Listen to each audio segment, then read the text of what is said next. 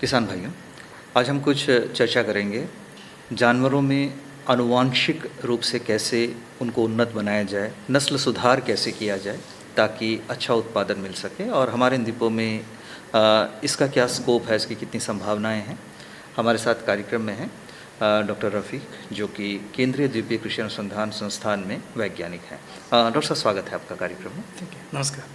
Doctor साहब, सबसे पहले तो हम आपसे जानना चाहेंगे कि जानवरों में जो नस्ल सुधार की बात है, अक्सर ये सुनने में आती है, किसानों को बताया भी जाता है कि अपने नस्ल के सुधार कीजिए, तो इसकी क्या ज़रूरत है, इसका इम्पोर्टेंस क्या है? किसान लोग होते हैं वो सबसे ज़्यादा से वो गाय को पालन दूध मिलने के लिए करते हैं जी। तो दूध मिलने से अपना फैमिली को भी खिला सकते हैं, पिला सकते हैं और बेच के पैसा भी कमा सकते हैं। तो देखा होगा, वो कोई गाय है वो 2 लीटर देते हैं और कई गाय है वो 10 लीटर भी देते हैं। ये क्यों होता है? उसका जो 2 मेजर रीज़न है, एक तो इसका नस्ल का ऊपर है, दूसरा इसका पालन और कैसे करते हैं, साइंटिफिकली कैसे पालन करते हैं।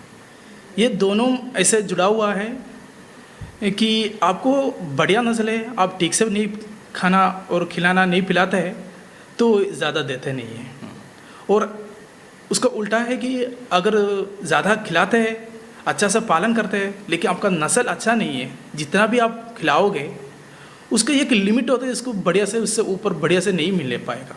तो इसलिए कि हमको ये सबसे आवश्यक है कि उसका नस्ल सबसे बढ़िया होना चाहिए। बिल्कुल, अगर नस्ल अच्छा रहेगा तब आपकी मेहनत जो है वो रंग लाएगी और अगर अच्छा से उसको पालेंगे तो उत्पादन भी अच्छा मिलेगा।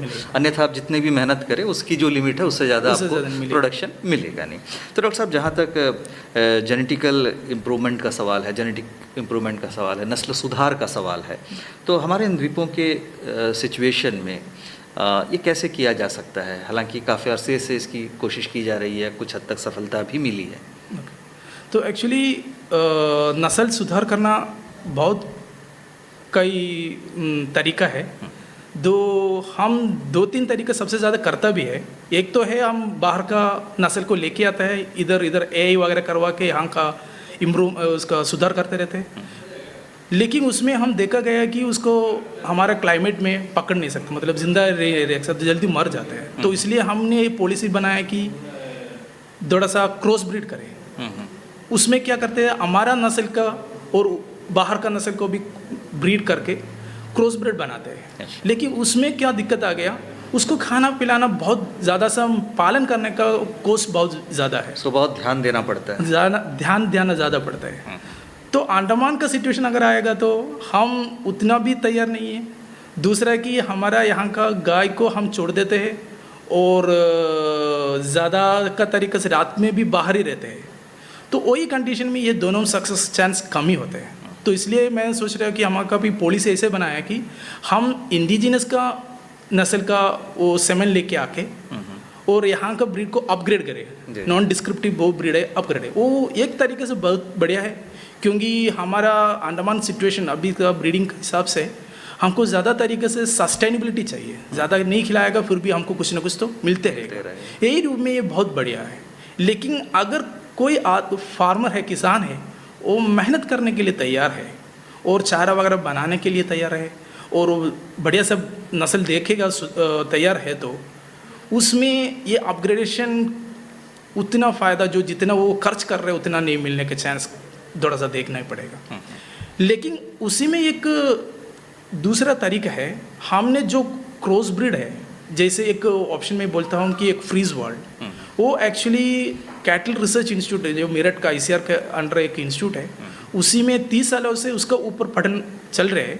वो हमारा ऑल ओवर इंडिया का 37 वो मिलिट्री फार्म से भी उसका टेस्टिंग भी करते हैं, मतलब कश्मीर लेके केरला तक उसको टेस्टिंग करते रहते हैं। तो उसमें से 30 साल से एक नस्ल बना रखा है, उसको फ्रीज वर्ल्ड बोलते हैं। उसमें बाहर का भी, मतलब एक्सोटिक ब्रीड का भी ये है, अनुवंशिका है, और इंडियन का साहिवाल का भी है। वो तरीका ब्रीड, क्योंकि उसको 23 साल से हमारा क्लाइमेट में वो अडाप्टेड है। अगर हमने उसको इधर लेके आएगा, उसमें एक मतलब जो फार्मर है, जो किसान है, उसको ज़्यादा मेहनत करने के तैयार है, वो फार्मर के लिए, वो किसान के लिए यही रूप का नस्ल अच्छा रहेगा। अच्छा, ये जो फ्रीजवाल नस्ल का आपने जिक्र किया, तो इसका क्या उत्पादन क्षमता वगैरह कितनी है? वो एक्चुअली फ्रीजवाल का टारगेट है इधर 4000 लीटर दूध इन लैक्टेशन, मतलब 300 दूध का। तो उसके हिसाब से मेरे हिसाब से 12, 11, 12, 13 तक दूध पर डे मिल जाएगा। अच्छा, और उसका फैट परसेंटेज था 4%। तो वो तो टारगेट था, फिर भी मेरे हिसाब से हमको मिल रहे थे 2800 लेके 3000 तक एवरेज हमको मिल रहे थे, ऑल ओवर इंडिया में बोल रहा हूँ। अच्छा। तो उसमें कुछ ब्रीड है, कुछ एनिमल्स है 30 लीटर भी मिलते थे पर डे, और कुछ ब्रीड है 8, तो एवरेज 8 to 10 लीटर हमको इसमें मिल रहे हैं। अच्छा। एज पर तो ये जो ब्रीड है जिसका आपने जिक्र किया कि जो कि मिलिट्री फार्म में इसका पूरा टेस्टिंग पूरा थ्रू आउट इंडिया, जैसे आपने कहा पूरे देश भर में हुआ है, तो इसमें भी मेंटेनेंस कॉस्ट कम है?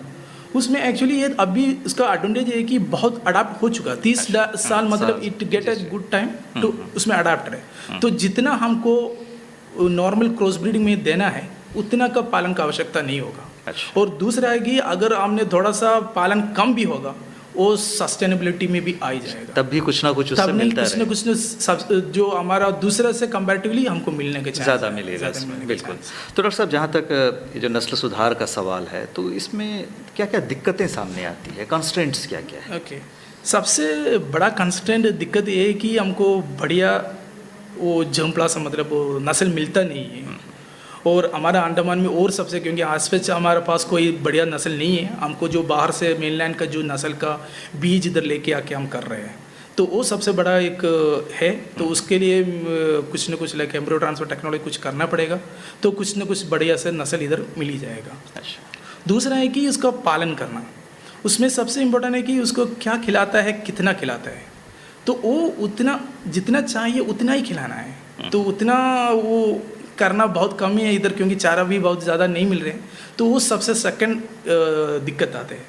तीसरा लेकिन सबसे इम्पोर्टेंट है लैक ऑफ अवेयरनेस, मतलब फार्मर्स को बहुत कुछ लोग को उसमें ध्यान नहीं देते और साइंटिफिकली कैसे खिलाना वगैरह ज़्यादा पता भी नहीं है। तो ज़्यादा तरीके से फार्मर्स को अवेयर करके उसको इम्पोर्टेंस सिखा के हमको उसको लेके आना पड़ेगा, तभी उसको थोड़ा कुछ रिजल्ट मिल जाएगा हमको। बिल्कुल।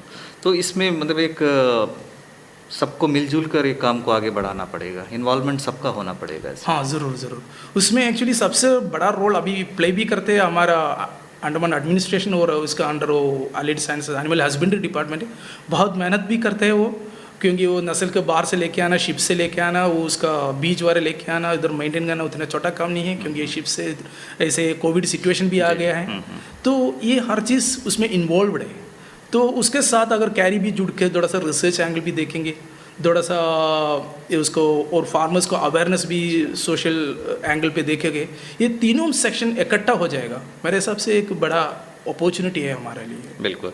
और इससे जो फार्मर्स इससे जुड़ते हैं तो उनके लिए इसमें बहुत सारे फ़ायदे हैं, बेनिफिट्स बहुत है। सबसे बड़ा है कि हमको ये बोले कि अपना गाय का और अपना गांव का दूध पी सकते हैं। हम तो अभी बाहर का जो लेके आते हैं वो सबसे ज़्यादा वही चल रहे हैं। जी जी। तो अपना गाय का अपना गांव का दूध मिल जाएगा। दूसरा है कि अगर आप भी 2 लीटर मिल रहे हैं, कम से कम 8-10 लीटर तक हमको बढ़ा सकता है विदाउट ज़्यादा उसको इन्वेस्टमेंट नहीं है।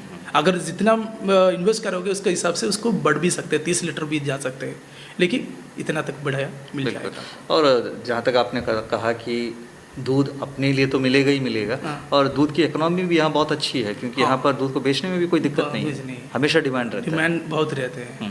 तो इससे किसानों का जो सामाजिक आर्थिक स्तर है, सोशियो इकोनॉमिक कंडीशन है, उसमें भी काफ़ी अच्छा सुधार हो सकता है।